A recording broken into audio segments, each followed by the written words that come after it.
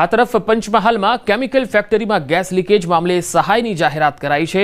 ઘોગંબાની Ranjitnagar Gujarat fluoro chemical ફેક્ટરીમાં gas લીકેજની ઘટના બની મૃત્યુ પામેલા 2 કામદારોના પરિવારજનોને કંપની દ્વારા સહાય આપવાની જાહેરાત કરાઈ।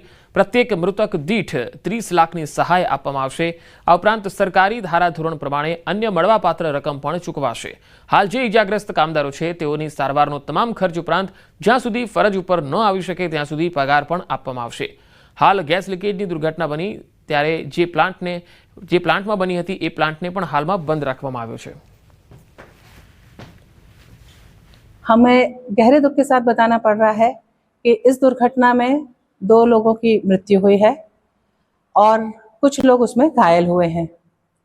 कंपनी ने प्रत्येक दिवंगत कर्मचारी के और जो भी लोग जो उस घटना में प्रभावित हुए हैं, जिनकी मृत्यु हुई है, उनको 30 लाख रुपए प्रत्येक परिवार को देने का डिसीजन लिया है।